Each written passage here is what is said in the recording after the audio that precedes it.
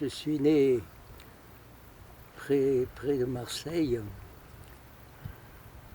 disons occasionnellement, en ce sens-là que mes parents sont restés peu de temps là, parce qu'ils avaient quitté le Maroc et ils cherchaient. Donc c'était pas fixe, quoi. Alors je suis né et là, et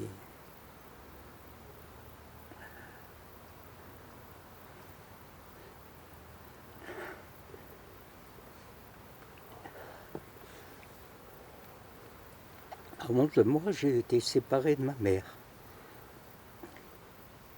Elle a été internée, elle était folle. Et donc, comme mon père avait beaucoup d'enfants, j'ai été séparé aussi de lui pendant 5 ans. J'ai vécu dans une maison pour enfants abandonnée. Et j'ai retrouvé la famille que 5 ans après. Ma mère, je l'ai revue que quand j'avais 12 ans. Et c'était dur parce qu'à l'époque, les asiles psychiatriques, on ne parlait même pas d'hôpitaux souvent. Asile, tu vois, c'est l'idée, on met les gens qu'on exclut réellement. Et alors c'était épouvantable. Tu avais des gens, ma mère, elle avait les contradictoires parce que par moments elle était tranquille, gentille et tout, puis par moments elle déviait, on ne voyait plus, mais parfois elle était très violente. Alors voir tous ces gens-là s'agiter, j'avais 12 ans, c'était pas possible pour moi. Alors mon père y allait tous les dimanches la voir, hein, mais moi non, je ne pouvais pas. Alors ce qui est grave, c'est pas simplement le fait qu'elle ait été folle, mais son type de folie. Elle était à la fois surprotectrice et elle frappait ses enfants. C'est pour ça qu'elle a été dénoncée par des voisins et qu'elle a été mise à l'hôpital. Alors c'est terrible parce que pour moi ça m'a suivi tout le temps. Et c'est pas pour rien que j'ai cherché de comprendre ce que c'était que la folie. Et avec cette chose aussi, c'est que chez les enfants, il se produit un mimétisme. Pour être accepté, souvent l'enfant fait ce que fait le parent. Et alors je me suis demandé si j'étais pas devenu fou. Et quand j'étais avec une femme, ça m'a suivi toute ma vie, quand j'étais avec une femme, j'avais peur qu'elle se rende compte que j'étais fou. Et plus c'était puissant ma relation à cette femme, plus ce malaise était terrible. Je pouvais voir, ce qui fait que j'ai pas une vie amoureuse facile et que je me retrouve tout seul. C'est pas la faute aux femmes, c'est mon problème que j'ai compris que très tard. Parce que souvent les gens se piquent de psychologie, de psychanalyse, c'est à cause de ta mère. Mais qu'est-ce que ça veut dire, c'est à cause de ma mère? Qu'est-ce qui s'est passé? Donc, j'ai même revécu des moments de menaces terribles de la part de ma mère. Et puis, justement, aussi cette idée de menace que j'ai conceptualisée, mais elle vient aussi de ça. J'ai vécu l'impatience et puis le fait que tout est instable. Parce qu'elle était très bien, puis pof, ça sautait. Et je sais que, par exemple, c'est reposé, quand j'avais 4 ans, dans cet établissement où j'étais, je jouais avec il y avait du sable, des aiguilles de pin, et je jouais à ranger. Et tout d'un coup, je me souviens, je regardais mes mains, j'ai dit, mais à quoi ça sert les mains? À quoi ça sert les mains? Et tout ça, c'est vain. C'est ça.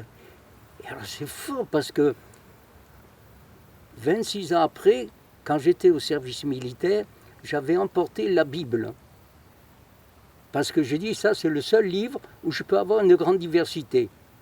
Alors j'ai porté la Bible, je l'ai value, et quand j'ai lu l'Ecclésiaste, le livre de Coëlée, vanité des vanités, tout est vanité, j'ai vu que c'était ma même interrogation. Et ce qui fait que théoriquement même, ça a une influence parce que, par exemple, pour moi, mon rapport au mouvement ouvrier, à Bordiga, en particulier, ce qui m'a plu chez Bordiga, c'était pas une production théorique qui était personnelle, qui était effectivement de Bordiga, pas de personne d'autre, mais qui s'enflait. Il n'utilisait pas l'apport de tous les autres pour se poser lui, mais il fallait qu'il témoigne de tout ce que ces êtres-là avaient vécu afin que ça n'ait pas été en vain. Tu vois, la vanité. Hein. Et donc j'ai essayé de m'en sortir, mais c'est là que j'ai rencontré la répression de la naturalité qui m'a conduit, quand j'avais 7 ans, je me rappelle comme c'est hier, hein, la chambre où c'était et tout, je me suis dit, mais pourquoi les adultes sont si méchants? Et j'ai essayé de trouver des solutions dans la poésie, parce que c'est la dimension incantatoire de la poésie et tout. Après, dans la philosophie. Et puis après, c'est là où j'ai rencontré la gauche italienne, Bordiga, et il y avait déjà une solution. La méchanceté venait de la lutte des classes. Tu vois, c'est terrible. Voilà, mais pourquoi? Alors il fallait que je comprenne ça, tu vois. Évidemment, à partir d'un certain temps, ça n'a pas été suffisant. Et,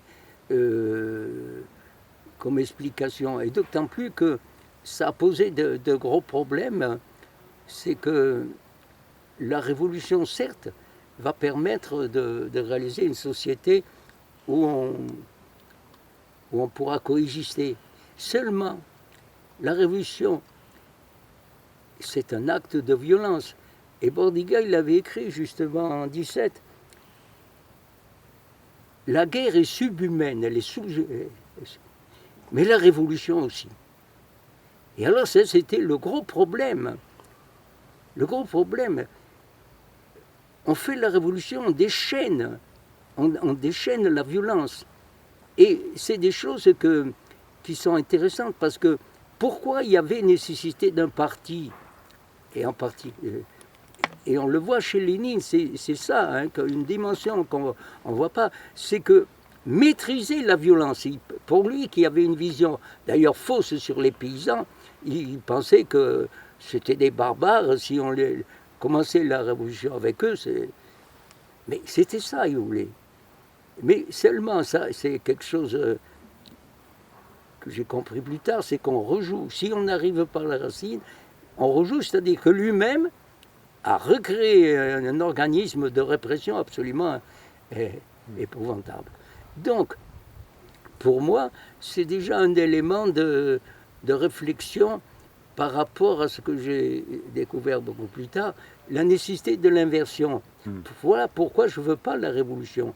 La révolution nous remet dans la violence, mais il y a aussi quelque chose, c'est que le concept de révolution implique un retour.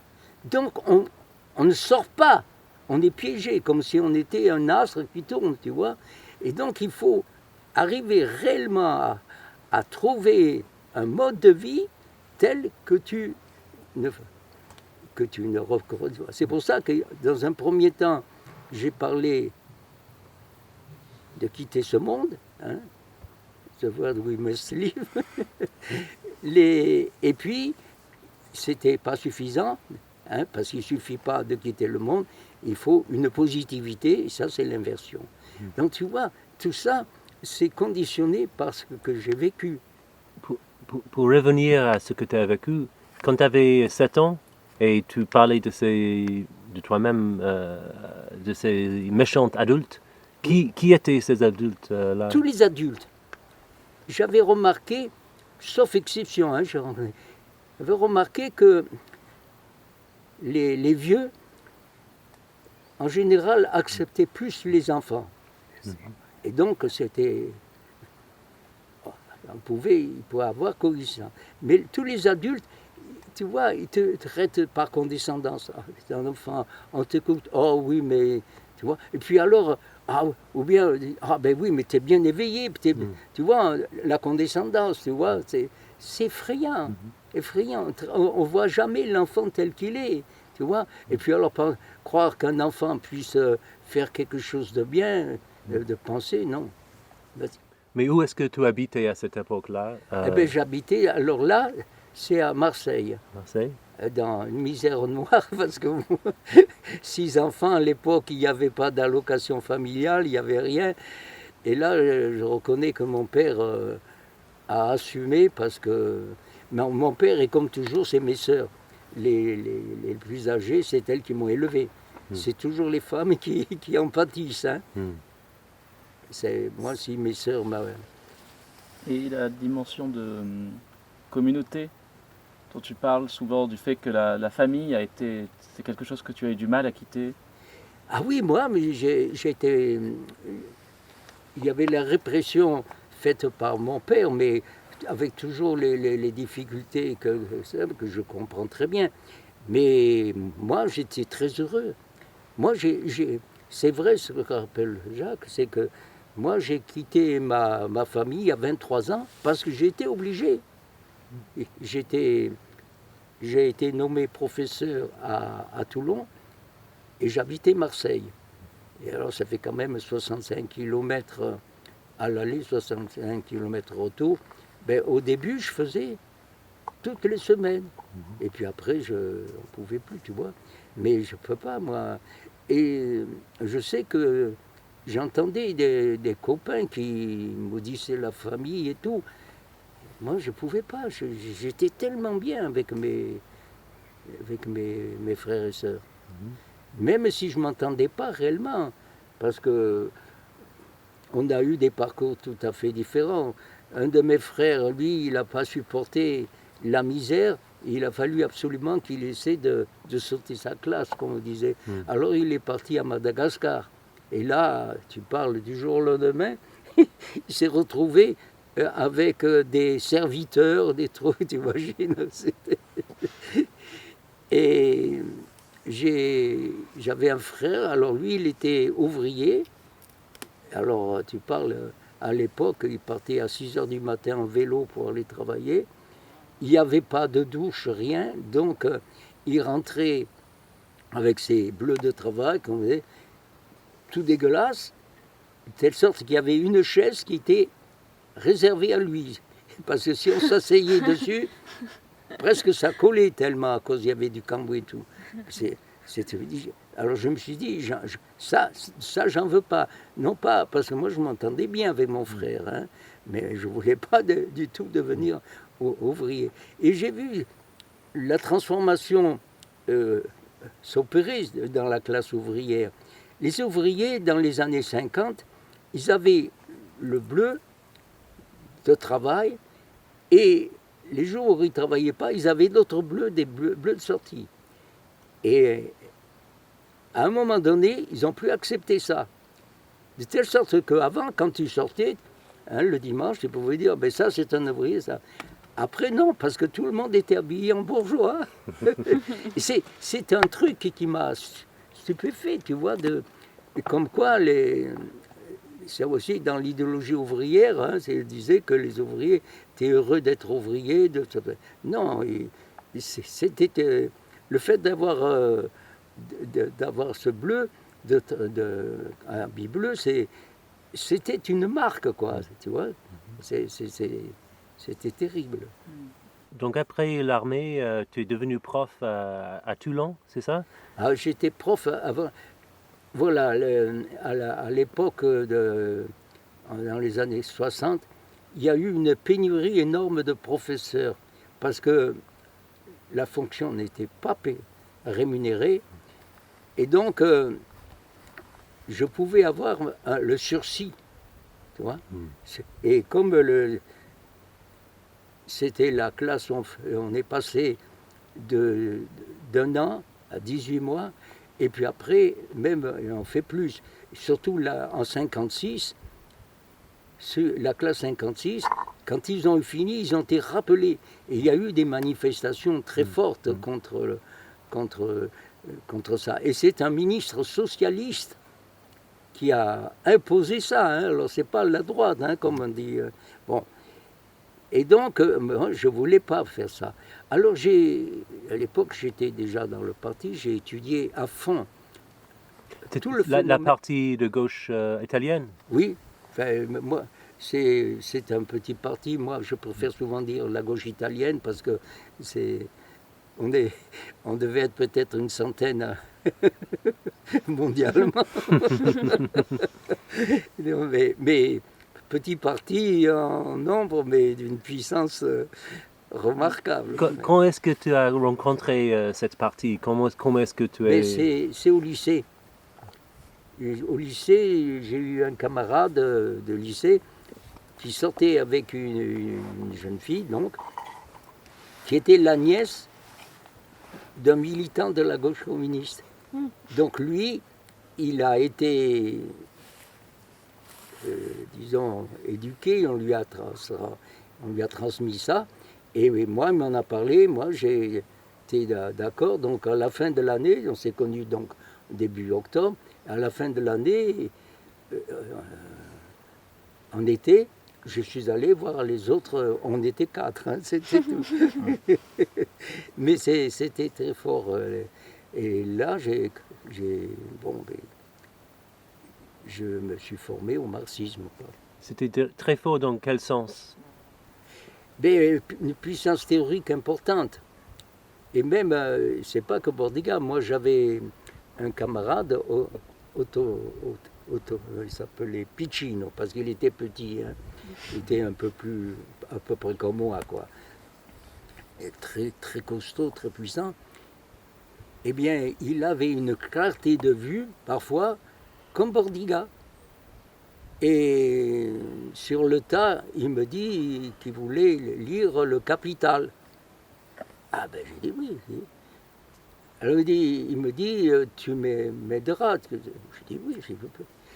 Alors il me pose une question, c'est une question de français. Il était très, très fort, mais il avait refusé d'apprendre le français. Et donc, il n'arrivait pas. Mais quand je lui ai dit le concept, c'était évident pour lui. Tu vois, c'est pas le concept en lui-même, mais c'est les mots qu'il ne connaissait pas. Parce que vous lisez l'édition française de La Capitale à ce moment-là? Oui. Okay.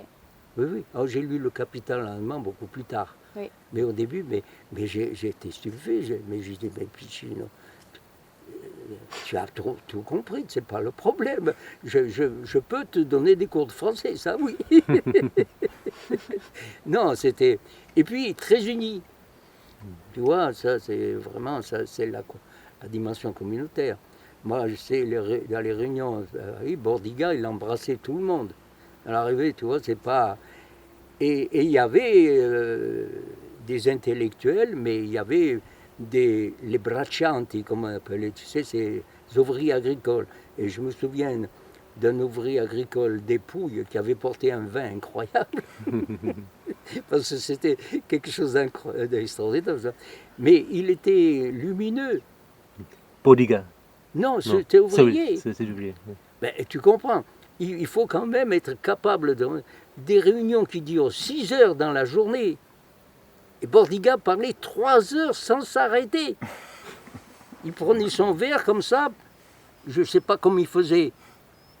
Il buvait et il parlait encore. Incroyable. Ah ouais, c'était... Oh mais c'était... Bordiga, en 1924, à Rome, il fait un discours sur la mort de Lénine, qui a été publié après Lénine sur le chemin de la Révolution. Il était à la fenêtre et on entendait une place énorme avec des milliers de gens. Eh bien, il entendait, les gens entendaient Bordiga, il avait une voix. C'était un homme extraordinaire, d'une puissance. Ah non, et il y avait une affection, quoi. C'était pas la relation de camaraderie simple, c'était l'affection profonde. Les gens, quand ils voyaient Bordiga, ils s'illuminaient, tu vois. Et donc tu es allé en Italie pour ces réunions? Ah oui, oui, 4 fois par an. Quel âge tu avais là? Eh ben, c'est à partir de l'âge de 18 ans. À partir de 18 ans, tu vas à Naples? Les réunions sont à Naples? Non, elles sont partout, il y a dans toute l'Italie, parce que justement, pour faciliter le déplacement. À Naples, c'est rare parce que c'est très bas, tu vois. Non, à Rome, à Milan, à Parme, à Cutermi, enfin... Et que tu rencontres Bordiga à 18 ans? Non, je le rencontre plus tard. C'est à 20 ans que je suis allé à Naples pour mes vacances pour le voir. Est-ce que tu pourrais nous raconter cette rencontre, la première rencontre avec Bordiga? Oh, ça a été lumineux. C'était bien, quoi. Mais je l'avais vu dans les réunions. Mais un souvenir très bien parce que on est allé ensemble de Naples à Gênes, où il y avait justement la réunion. Et on a pris le train et il y avait pas que des prolétaires, il y avait des gars qui avaient d'ailleurs assez louches, très curieux, et peut-être faisant partie de la mafia de Calabre, un gars plein de pognon, dont on a mangé au restaurant, tout ça et tout. Mais c'est incroyable. Mais les choses sont très poreuses à Naples. Quand je suis allé à Naples, on m'a volé. J'avais laissé ma voiture dehors. Le lendemain matin, et stupidement, j'ai fait ce qu'on fait en France, j'ai porté plainte. Bordiga, il m'a dit, mais c'est pas ce qu'il fallait faire. Il fallait venir me le dire, on serait allé voir. Et il m'a expliqué que justement, comme ça, quand il est revenu de Moscou, je ne sais plus en quelle année, avec il y avait une camarade qui avait acheté un manteau comme ça. On lui a volé. Eh bien, ils sont allés, ils ont récupéré le manteau. Mais c'est incroyable, tu vois, c'est l'espèce humaine, tu vois. J'étais stupéfait, tu vois. Mais c'est évident que Bordiga, il n'était pas dans la mafia, mais c'est perméable, tu vois, les choses. D'ailleurs, à Naples, moi je l'ai vécu, puisque je suis resté quelque temps pour voir Bordiga. Si tu es accepté par les Napolitains, tu risques rien. Moi, j'ai distrait, j'avais récupéré l'argent à la banque, je l'avais laissé sur ma table de nuit. J'ai eu toutes les peurs du monde et cru que je suis arrivé, il y avait tout. Parce que j'étais venu recommandé par un camarade qui habitait là, donc je devenais napolitain. Je vous dis, moi ça me pose toujours des problèmes par rapport aux hommes. Je me méfie toujours quand on dit un tel c'est un salaud. Je me dis non, j'en sais rien. C'est vous que vous le voyez comme ça. Mais en fait, qu'est-ce que c'est cet homme-là? Vous n'en savez rien. Et de quel sujet, tu te rappelles de quel sujet tu discutais avec Bordiga cette première fois ou les fois après? On ne discutait pas, Bordiga, on Non. écoutait. C'était Est-ce qu'il parlait pendant tout le trajet de train de Naples à Gênes. Ah non, mais là on était plusieurs, donc il y avait des discussions. Mais à la réunion, c'était, je te dis, 3 heures. Il parlait. Et il ne voulait pas que les gens fument. Alors il y en a qui se cachaient, mais ils sentaient. Et alors ils criaient, non si fume, on ne fume pas, tu vois. Il disait que les cigarettes menaient une lutte de classe contre les ouvriers, parce qu'ils se détruisaient la santé. Ah non, c'était un personnage. C'est vrai, hein? Oui. You have a Bordiga question? Ask him about Bordiga's attitude to space. Alors, les questions sur l'attitude de Bordiga envers l'espace. Ah ben lui, la première chose qu'il a écrite quand il y a eu le lancement du Spoutnik, il a dit qu'en fait c'était pas un satellite. Et il dit, il a écrit un texte, La conquête charlatanesque de l'espace. Et ce n'est que plus tard que, évidemment, ils ont fait, mais il dit au départ c'était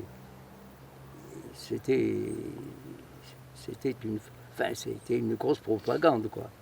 Parce qu'il était ingénieur lui-même et Oui. il ne croyait pas que la technologie était Non, suffisante. il a étudié le problème et il a dit, là, ce qui a soulevé des problèmes dans le parti à l'époque, parce qu'il y avait des gars qui étaient mathématiciens et tout, qui contestaient, et puis aussi qui contestaient, ça c'est terrible, ça, la théorie de Bordiga sur le capital, parce qu'ils avaient mis tout en formule, tu vois, tout le programme de la progression et tout, seulement ils raisonnaient abstraitement. Le problème, tout ce que, sur la question de, par exemple, que moi j'appelle l'échappement du capital, ça ils ne le voyaient pas.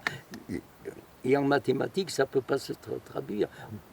Ou alors il aurait fallu qu'il ait le concept pour l'informatiser. Mais à l'époque, en plus, ça, l'informatique n'était pas... Non, c'est vraiment, je dis, c'est un homme... Enfin, c'est une joie dans la vie de rencontrer. Ah oui.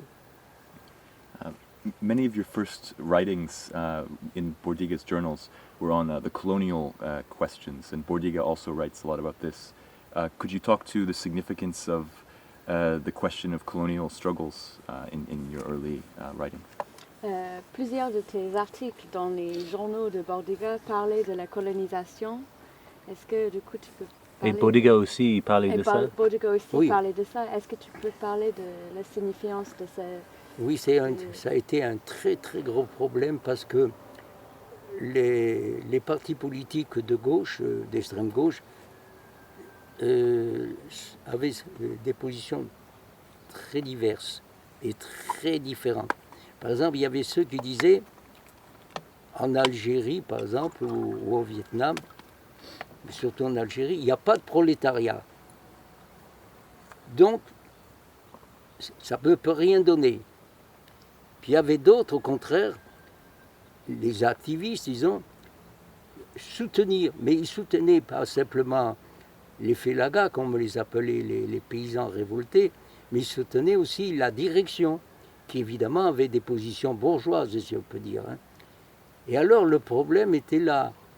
Et il a écrit un article assez long où il disait que ce n'est pas parce qu'en Occident nous étions parvenus jusqu'à un certain stade où la révolution est possible, etc., qu'on devait nier le cheminement de tous les autres hommes. Et alors, quelle était la position pratique? La position pratique, c'était celle-là. C'était de soutenir la base. Hein, moi, j'ai toujours été partisan de la victoire des félagas, mais pas des... Au contraire, c'est intéressant, l'histoire d'Algérie, c'est que il y a eu deux mouvements qui se sont développés. Le mouvement prolétarien, qui est le premier, parce qu'il y avait une émigration ouvrière d'ouvriers algériens en France énorme, ce qui était le MTLD, c'est un personnage haut en couleur, Messaliach, et que ça, c'était donc, on pouvait être d'accord avec lui. Et puis il y avait le FLN. Mais le FLN est rentré, s'est heurté au MLA, et le fait que la révolution algérienne a mis tant de temps à se lever, c'est qu'il a fallu que le FLN élimine non seulement les forces prolétariennes, mais les forces de base, les paysans plus forts. Et c'est intéressant, c'est de voir la collusion entre le gouvernement français et le FLN. Par exemple, Et à un moment donné, Ferhat Abbas, il a proclamé le gouvernement provisoire. Alors, tout le monde a dit, mais en fait, c'est De Gaulle qui était d'accord. Ce qu'il fallait à la France, pour essayer de ne pas perdre tout, c'est qu'un gouvernement apparaisse, prenne, mais qui ait, disons, maté les prolétaires et les paysans. Et ça a été le rôle du FLN avec Ben Bella et tout. Et ça. Donc, pour en revenir, le problème, c'est ça, c'était de soutenir. Et là, il y avait aussi la nécessité qui s'imposait, bien que très faiblement, mais d'un certain retour à Karl Marx, c'est-à-dire étudier les communautés de base. Ça, on l'a. Moi, j'ai essayé de le faire, mais on n'avait pas tourné. Mais un peu pour voir, non pas la perspective totale de Marx, on était loin de ça, qui était de dire de greffer les acquis techniques de l'Occident sur les communautés. Mais au moins, c'était ça, c'est de glorifier ces communautés, et non pas la destruction que le capitalisme avait apportée. Alors c'était, pour moi, je vois une continuité pour mon cheminement, tu vois, pour arriver, mais c'était... Oui. Donc tu as fait ces études-là sur les communautés de... Ah ben le peu que j'avais, à l'époque il n'y avait pas, par exemple, j'avais pas la connaissance du fameux chapitre des Gondris. Et les Gondris n'ont été publiés en France qu'après 68. Alors... c'est d'ailleurs un gars du parti que je connais, Roger d'Angeville, qui a traduit. C'est lui. Et là, ils ont eu de la chance parce que Roger d'Angeville, qui était à Paris, et travaillait avec Maximilien Rubel. Et Maximilien Rubel produisait des extraits. Donc il avait besoin de gens qui lui fassent les traductions. Non pas qu'il ne connaissait pas l'allemand, mais Maximilien Rubel connaissait très bien l'allemand, mais il n'avait pas le temps de jouer. Et alors, il passait des manuscrits à Roger. Et comme il y avait un ami qui, à l'époque, avait une photocopieuse, photocopiait tout, et il rendait à Rubel. C'est comme ça que moi j'ai connu le chapitre inédit du Capital, bien avant, parce que Roger et Jacques avaient fait une photocopie, et il a traduit. Il a traduit donc la traduction bien avant que ça paraisse, je sais pas, chez Bourrois, je crois que c'est pas, peu importe.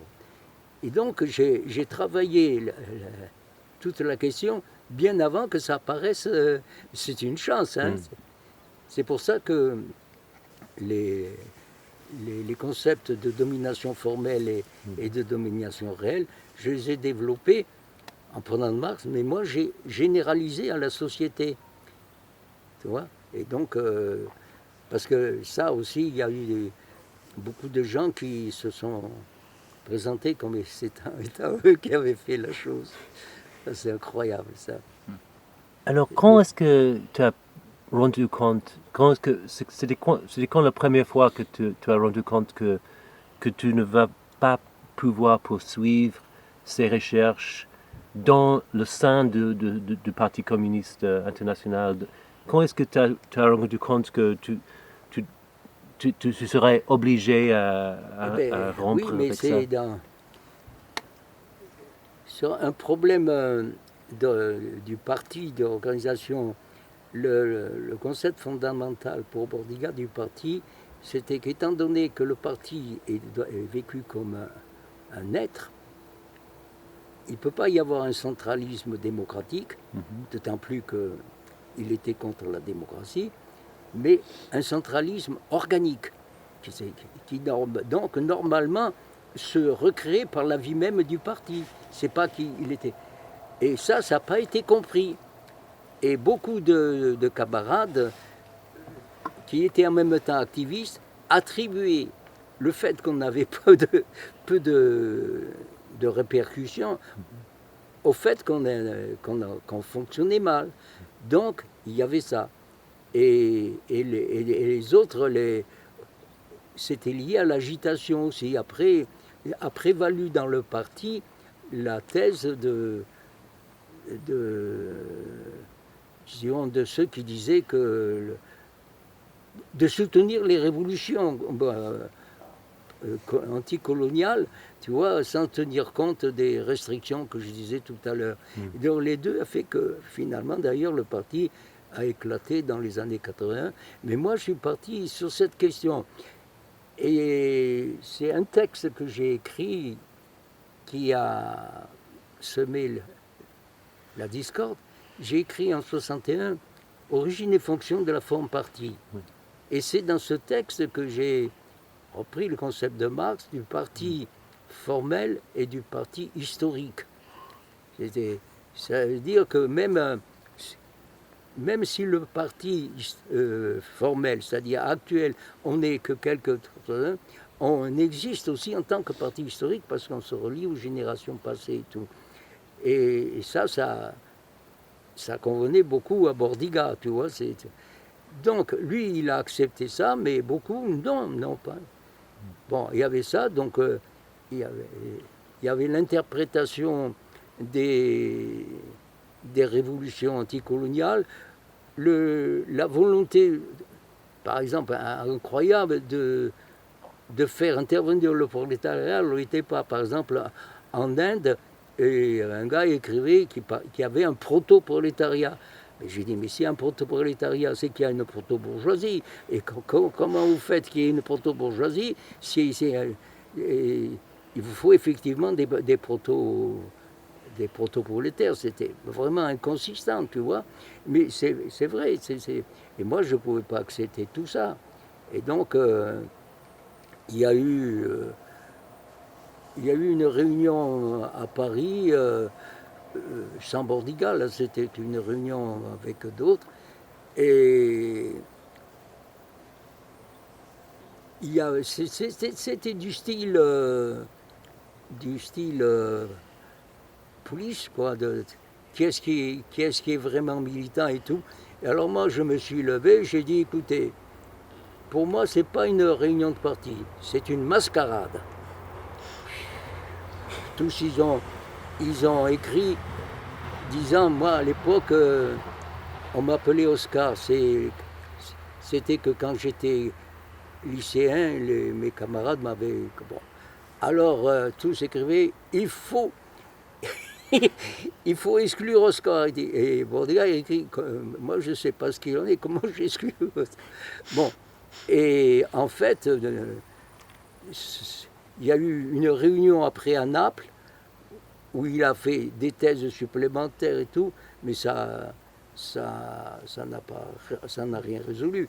Ce qui fait qu'avec un certain nombre de camarades, on est sorti.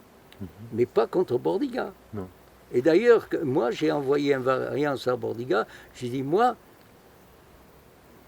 je ne sors pas du parti parce que je ne suis pas d'accord avec toi. C'est tout le contraire.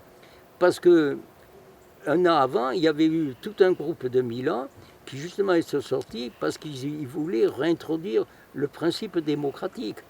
Et je me souviens, il discutait comme ça, tout d'un coup il a pris sa serviette, sa bourse, qu'on disait encore, et les partis furieux disent « Merde la démocratie !» Donc est-ce que vous avez choisi cette nom invariance pour affirmer cette continuité avec Oui. Bordiga? Il y avait deux concepts importants chez Bordiga. Le concept de sul fil del tempo, tu vois, c'était le titre d'une rubrique, hein, comme ça. Et quand on est sorti, peut-être 3 ou 4 mois après, il y a eu une dissension entre moi et d'Angeville, parce qu'ils voulaient, on était, je ne sais pas, peut-être une vingtaine à Paris et d'autres là, et ils voulaient un centre. J'ai dit, mais Roger, on ne va pas recommencer, hein, On est sorti à cause de toutes ces conneries. Alors on a rompu. Et lui, comme avec les camarades belges, il y avait un ouvrier typographe, oui, un homme extraordinaire. Et donc ils ont tout de suite pu imprimer une revue qu'ils ont appelée Le Fil du Temps. Alors j'étais là avec un gars, on s'est retrouvés 4 ou 5, tu vois. Et il était paniqué. J'ai dit, écoute Philippe, pas de problème, il y a un titre beaucoup mieux, c'est Invariance. Ah oui, voilà. Et oui, parce que c'est ça. Bordiga avait écrit en 1953 Invariance de la théorie marxiste. Et pour moi, c'est ça le concept intéressant. Et c'est très intéressant parce qu'en même temps, historiquement parlant, je me suis rendu compte, et j'en ai parlé à Mohamed, c'est que les chiites avaient la même position. On ne change pas, c'est le livre, on maintient le livre, tu vois, c'est extraordinaire, tu vois. Et on maintient le livre parce que c'est le seul élément sur lequel on puisse s'appuyer pour résister, pour vivre. Tu vois, c'est ça. Le fait, le marxisme, ce n'était pas simplement de la tête, c'est la possibilité aussi de survivre à cette contre-révolution, parce que c'était terrible. Quand tu parlais avec les gens dans les années 50, tu rencontrais que des staliniens. Et ils étaient à la limite de casser la figure. C'était terrible. C'était terrible cette époque. Non, là, c'est pour moi l'invariance. Mais après, je lui donnais un autre contenu, évidemment. One of the concepts that has remained invariant across all of your writings is, of course, that of Gemeinwesen in the community. Could you talk of how, when you kind of came to see the centrality of this concept and question of the Gemeinwesen? Du coup, un des concepts qui est l'invariance qui a continué et qui a été constant dans tes écrits, c'est de Gemeinwesen. Est-ce que tu... Ben, le concept de Gemeinwesen, alors je dirais que ça c'est... Autant le concept d'invariance vient de Bordiga, le concept de Gemeinwesen, c'est moi qui l'ai actualisé, et d'ailleurs ça a été aussi une des causes d'exclusion, tu vois. Parce que moi j'ai lu les manuscrits de 1844 et les fameuses notes à James Mill. Et justement, pour moi, c'était tous des éléments pour essayer de dire quelle doit être la conduite des membres du parti. Parce que c'était contradictoire dans le parti. Bordiga, il disait il fallait se conduire comme si la révolution était un fait déjà. Alors comment faire ça? Ça reste. Donc j'ai essayé de chercher chez Marx, et pas particulièrement ça, et je suis arrivé donc à ce concept de Gemeinwesen. Mais ça restait un autre problème qui était difficile, c'est que si on fait du parti une entité, le membre du parti, il n'est plus rien. Et ça, c'était un obstacle, tu vois. Tandis qu'avec l'idée que je me faisais par rapport à ce que posait Marx, c'est que pour qu'il n'y ait plus nécessité d'une médiation, en particulier de cette question de centralisme et tout, qu'est-ce qu'il fallait? Il faut que l'individualité ait elle-même la dimension de la Gemeinwesen. À ce moment-là, il n'y a plus besoin de médiation. Alors là, n'en parlons pas, ils étaient... ça n'allait plus du tout, tu vois. Voilà, et après, j'ai approfondi et j'ai trouvé dans l'œuvre de Marx le terme de Gemeinwesen, pas c'est uniquement dans les œuvres de jeunesse, mais justement dans les formes qui procèdent là. C'est les formes de Gemeinwesen qui disent, les formes de communauté. Et ça n'allait pas même chez Bordiga lui-même? Non, pour moi, Bordiga, il a resté une certaine rigidité là-dessus, parce que il considérait qu'une des causes de la défaite, c'était le culte des chefs.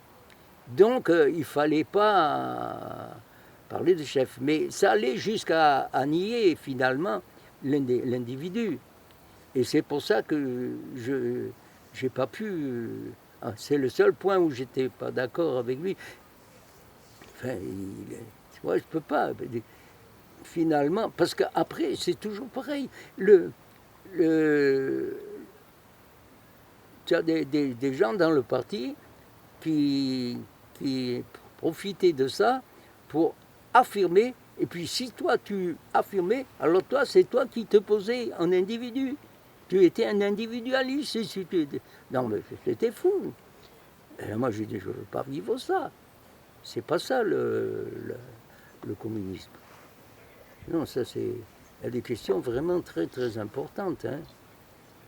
Et justement, Robert, qui est dans la maison, il demandait, parce que lui, il est fasciné par cette idée de Gemeinwesen. Il voulait savoir qu'est-ce que c'est. Est-ce que c'est un concept ou... Parce qu'il voit dans tout ce que tu as écrit que c'est un concept que tu généralises à travers plein des époques.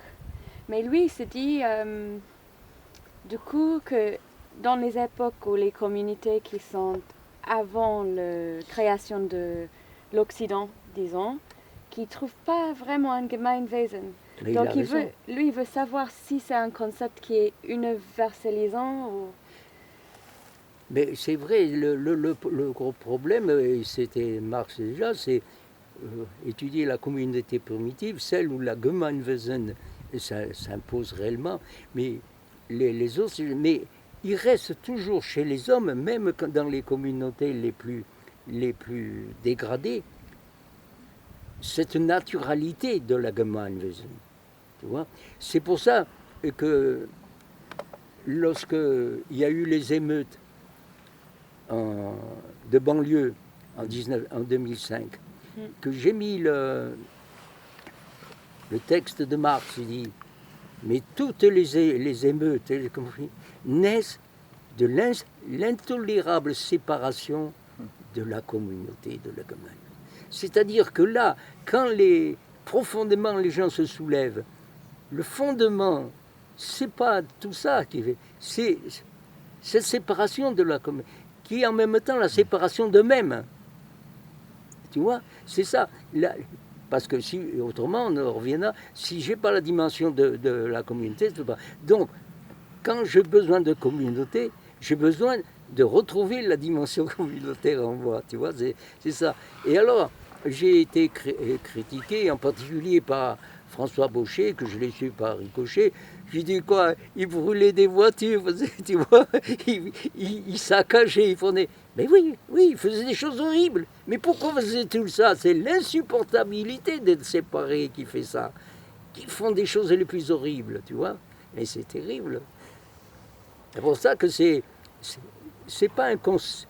C'est un concept, oui, mais ça ne demeure pas comme ça. Ce qui fait que si tu veux, le concept de Gemeinwesen est complètement lié au concept d'invariance.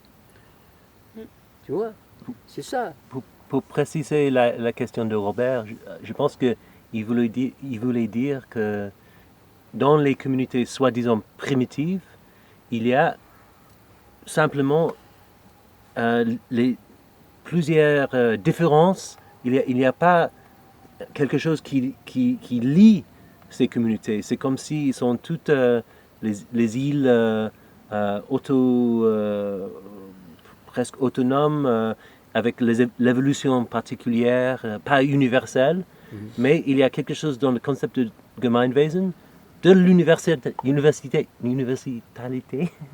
Et qu'est-ce que tu penses de ça? Est-ce que ça veut dire que la communauté primitive, c'est autre chose que le Gemeinwesen? Est-ce que ça veut dire que Gemeinwesen, ça a à voir avec l'évolution vers quelque chose d'autre? Ou non? Non. Il faut repartir dans dans les 2 derniers chapitres que j'ai écrits sur Homo Gemeinwesen, j'ai essayé justement de dire, de chercher à quelles conditions l'espèce humaine avait pu apparaître. Étant donné que l'enfant humain est très vulnérable et que, disons, il y a 2 phases. Une phase utérogestation et une autre que moi j'appelle aptogestation, mais que Ashley Montagu, le théoricien états-unien, qui a écrit ça dans un livre sur le toucher absolument magnifique, il parlait d'extérogestation. Donc aptogestation, c'est bien l'idée de ça. Mais et ceci se combine avec d'autres remarques, par exemple, le psychanalyste suisse, qui dit que l'enfant humain doit être porté constamment, au moins jusque vers 2 ans. Ce qui n'implique pas que l'enfant, par moment, a besoin de descendre, tu vois, de progresser à 4 pattes, mais c'est lui qui le fait, parce que c'est son investigation. Puis, à un moment donné, hop, il tourne. Et alors, c'est des Allemands qui ont développé le concept de Tragling, de Tragen, qui est porté, et qui considèrent que l'enfant humain, il est nidicole, il est dans un nid. Et c'est ça, le nid de l'enfant. Tu vois? Et comment faire pour porter l'enfant tout le temps, si ce n'est pas tous les membres de la communauté qui le portent? Et alors, il y a justement une primatologue états-unienne remarquable, Sarah Balfour Hardy, qui a écrit d'ailleurs un livre qui s'appelle Comment on est devenu humain. Et elle retrouve ça. Et elle a développé ça aussi parce que, problème des femmes, elle dit, elle fait ses études, et puis merde, elle est enceinte, et elle ne peut pas continuer et tout, alors que son mari fait.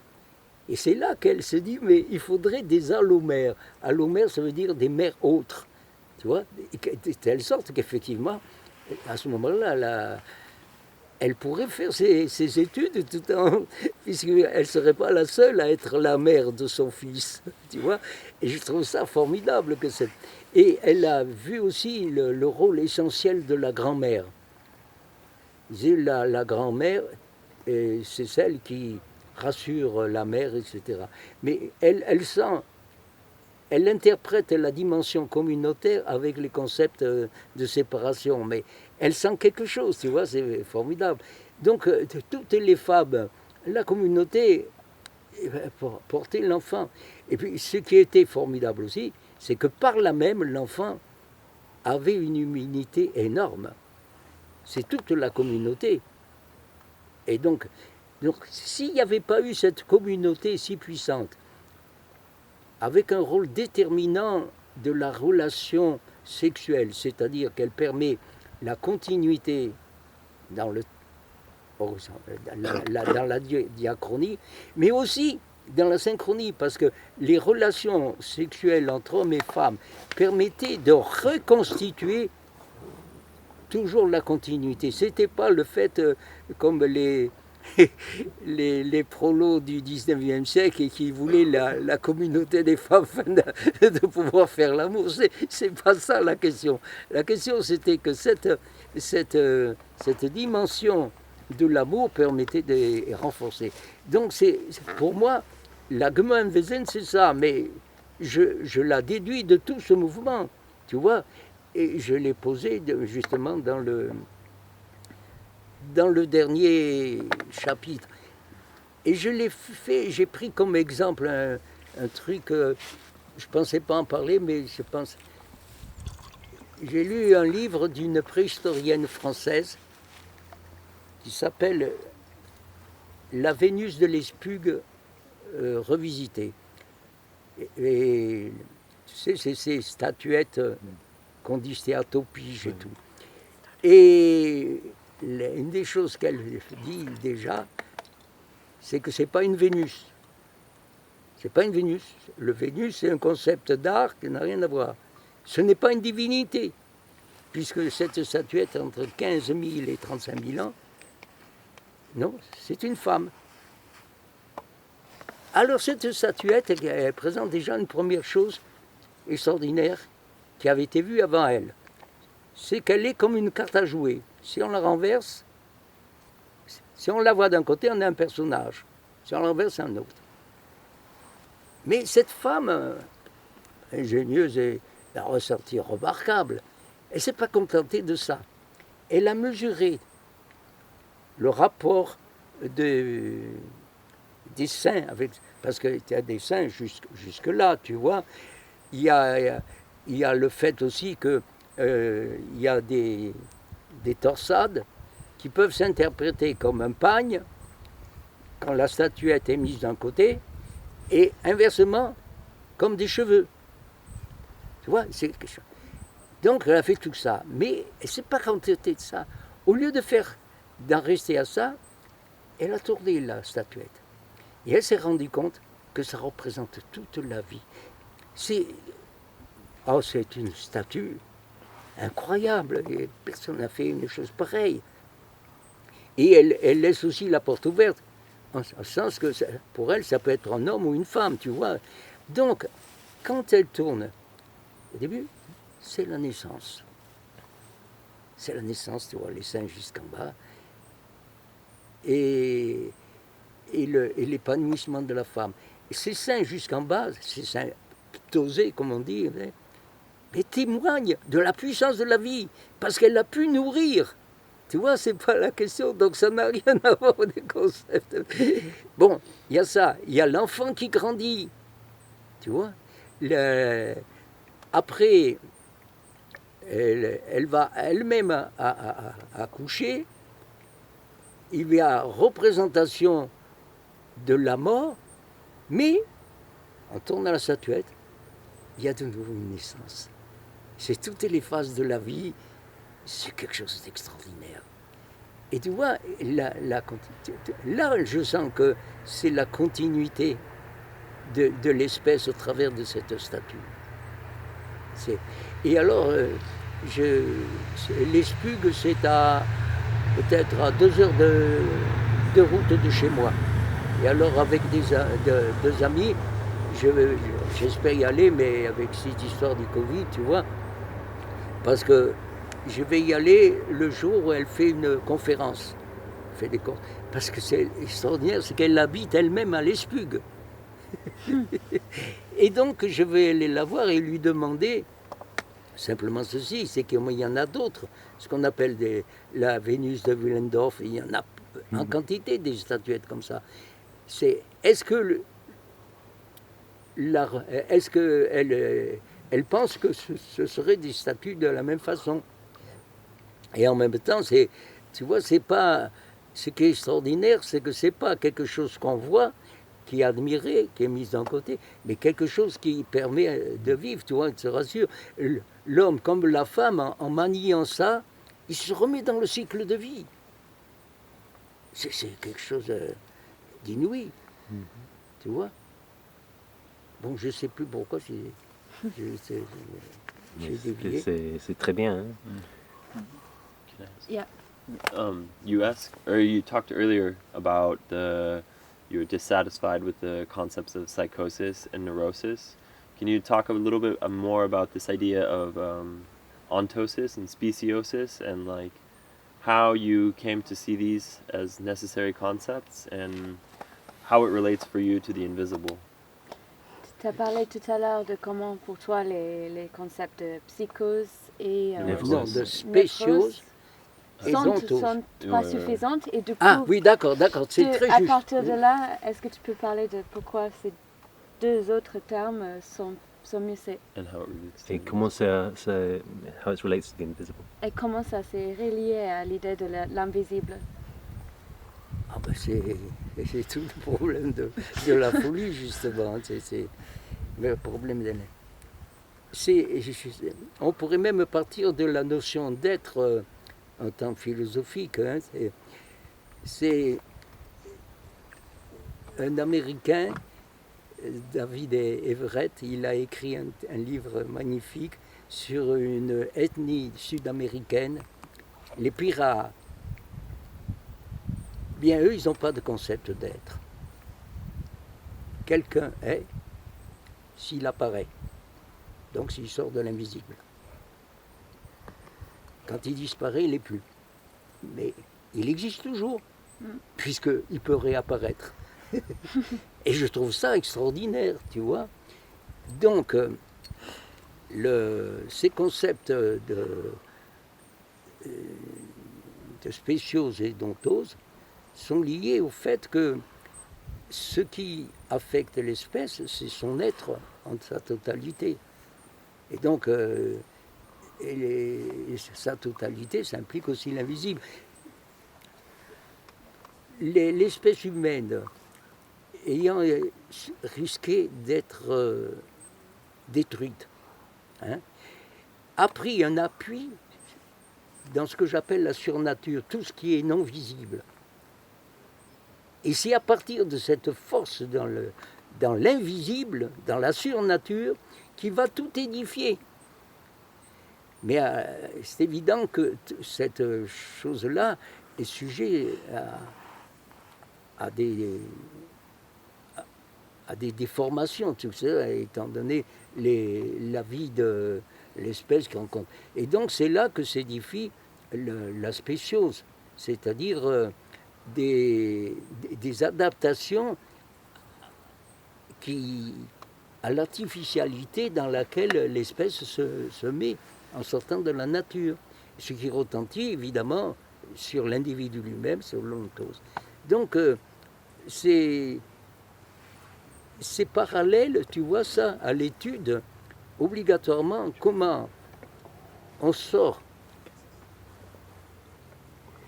Non, mais comment on sort de la communauté où il y a continuité à un monde où il y a la discontinuité. Moi, c'est une étude que je suis en train de faire, c'est en particulier en étudiant la philosophie grecque, comment la pensée du discontinu s'est imposée. Et la pensée du discontinu s'est imposée aussi à travers le phénomène économique, c'est le mouvement de la valeur. Parce que pour qu'il y ait valeur, il faut mesure. Et la mesure, c'est la capacité de débiter le continu et à partir de ces éléments discontinus, de refaire un continu artificiel. Tu vois, c'est pour ça que tout ça c'est lié, tu vois. La spéciose n'est pas quelque chose qui se rajoute. Elle est en même temps que...